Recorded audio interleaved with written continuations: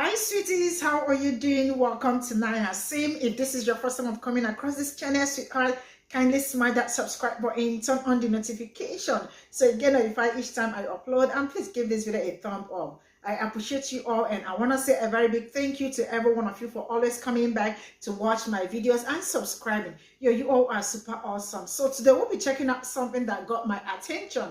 It's actually about a biracial lady who said that she feels that she is not black enough. She's not dark enough to be black, and she's not white enough to be white, you know.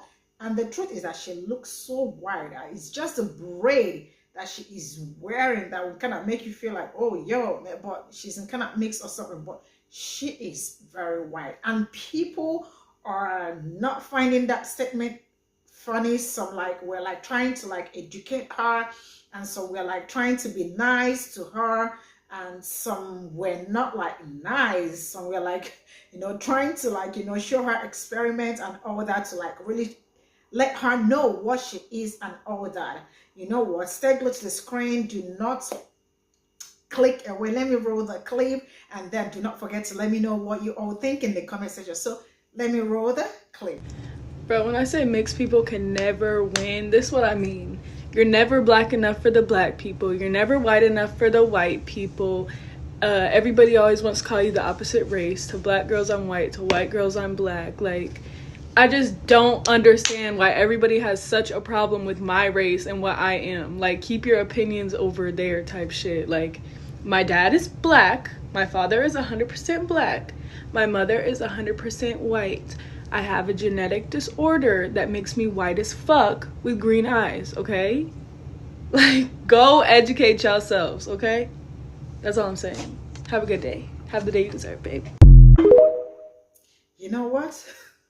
Let's get into the stitches and see what people are saying about this. You definitely don't want to miss out on this gist. So here we go.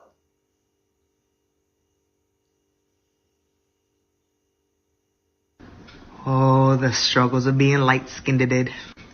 I do agree. I'm doing my nails right now, so in the process. So I do agree. Yes, it do be weird, when you're trying to mix into certain groups of people, how they perceive you. I'm not just mixed. I'm also Latinx, which is part of why I am mixed. I'm Dominican, and I can tell you, I can agree on that part. I'm not Hispanic enough for the Latinos, and I'm not black enough for black people. The only people that really see me for who I am are my friends. But even though I've experienced crazy racism earlier in my life, I was talking about the racism I experienced in Argentina. I was talking about the racism we experienced. We were all talking about it. My twin, Diary of a Mad Black Vegan, my good friend Zipporah the vegan, we were all talking about this on live, and the different racism and how you experience it differently based on the country that you're in.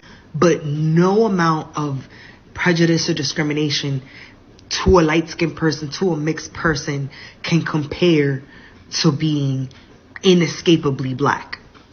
And by inescapably black, the thing is, the whole world is not just racist. The whole world is anti-melanin, anti-blackness. So for someone to say that light-skinned people can win, honey, it does not compare to what a more melanated black person experiences. So, for example, you could straighten hair. I could straighten my hair and instantly and start speaking Spanish. I blend in with the Latinos. Straighten my hair, instantly racist white people will accept me because I'm light-skinned. But were I to be more melanated, were I to be not able to escape my blackness, that would be a whole different life. Think about it. You go to an event, you know there's going to be mostly white people. What do? Straighten hair, change up the code, try to blend in. But if you were more melanated, you can never escape racism. Ever. So I just want to speak for the woke, light-skinned people, because my ass is Dominican. So when I did my ancestry, I'm 41% Spanish Portuguese, 40% broadly West African, and 8% indigenous. And really, what you have to think about is how it would be if you couldn't escape your blackness, how you will be treated. Because trust me, it is nothing. It is nothing compared to that. I mean, let me talk about the racism I experienced in Argentina. In Argentina, I used to go with my hair straight in a straight bob because I was growing out my hair. I had some clip-ins. And the first time that I went with an afro, I'm talking about it was night and day. They separated me from my crew saying, you don't look like you work with these crew members. I did a tour. In the tour, I had to pay, but no one else in the bus had to pay. Just my black ass had to pay. I was walking down the street. People talking about, mira esa negra, con ese lo que tiene puesto, talking all this shit about me.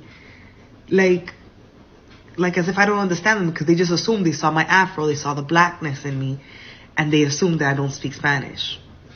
And so going through experiences like that, yeah, that's horrible. But imagine how much worse it could be. Like, that's why I be trying to tell light-skinned people, like, bruh, it is never that bad. Yes, I've experienced black women pushing me out of circles because they thought that I was too light-skinned. Yes, I've experienced white people pushing me out of circles because they thought I was too black. Yes, I've experienced Latinos pushing me out of circles because they thought I wasn't Hispanic enough. Like, I've never quite fit in anywhere. But just from my perspective, it is never as bad as if you're more melanated. It doesn't matter if you're black or not. The more melanin you have, the worse the world treats you. Because the world is not just racist. The world is anti-blackness, anti-melanin. So that's it. Just want to throw in my 2 cents. You're never black enough for the black people. You're never white enough for the white people.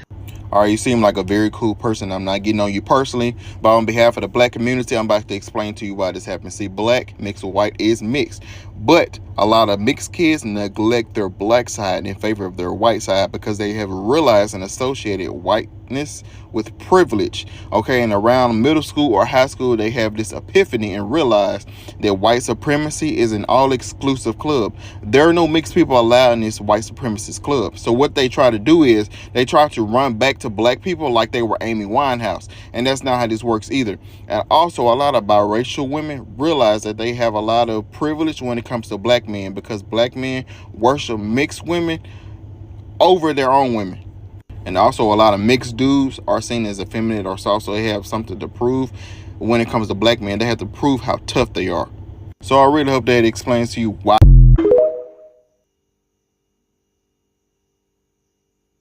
You're never black enough for the black people. You're never white enough for the white people. I'm trying to say this all in one take, make it short and sweet. Growing up with a black and white mom and dad, that you were probably told that the world is going to be rough. People are going to look at you funny. People are going to do this and this. It's one thing when you're being told this, but it's another thing to experience it yourself. And then learn how to process and break it down the right way. 1, stop looking for validation from black people and white people. They don't get you. They're not like us. We're like them, but they're not like us. Because we got the best of both worlds. We can sit here and be gangster if we want to. We can do other things. 2, look for you a good group of friends that care about you and love you for you. Just because you mixed but look white, what is that supposed to mean? You're still a good person, right? 3, find you something with God. Find you some substance with God and love yourself and love him. And last but not least, most importantly, just because people treat you some type of way doesn't mean you got to reciprocate that energy.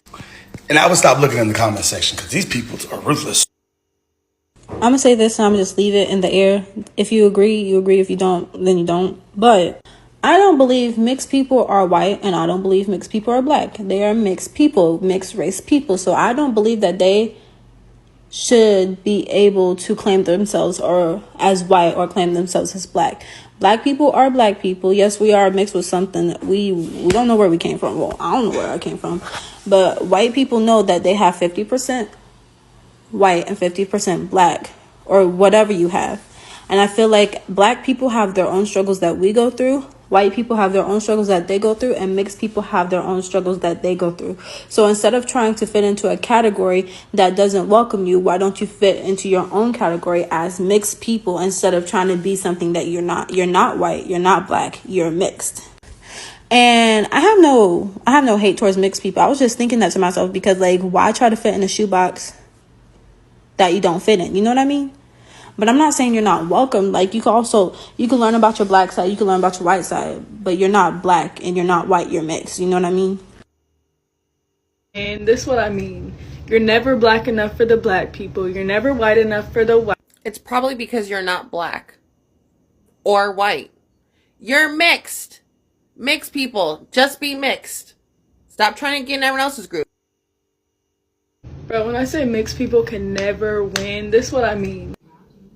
Girl, I'm feeling you.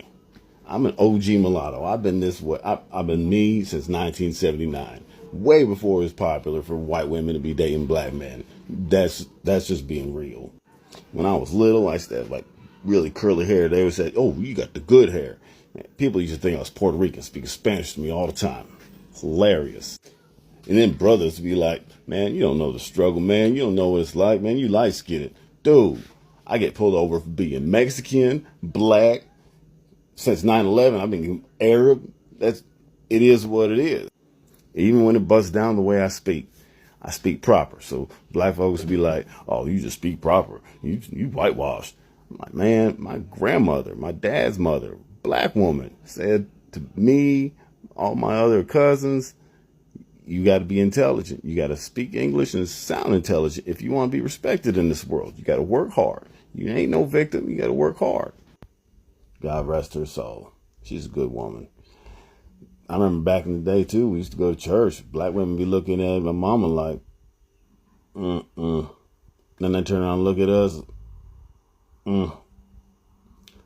It's just what it was. And white people,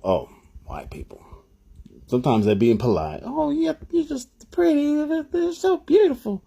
Whatever. And then sometimes I'll say something suspect. And I'm like, man, hey, yo. You forget who you're talking to, man. You don't want to see the hood come out of me. I suggest you pump your brakes. But here's the deal. We actually do win.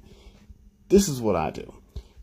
This is something that any race, people say this all the time. They come to you, like, "So what are you?" And you're just like, "I'm me." No, you know what I mean. What race? The human race? No, man, your nationality. American?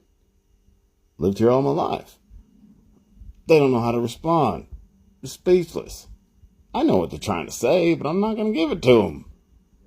It's my thing. It's awesome. I talk myself out of tickets. Like I said, I speak proper. I'm polite. That's kept me from going to jail or even getting shot because I had some act right. So take it how you want it. You know what I mean? You're a beautiful girl. You're going to take care of yourself just fine. Mulatto pride. All right, so this is all we got for the stitches. I really don't get okay, never mind. Let me know what you all think in the comment section. This is where I'm gonna draw the cut in. And thank you so much for all the support, and see you all in my next video. Bye for now.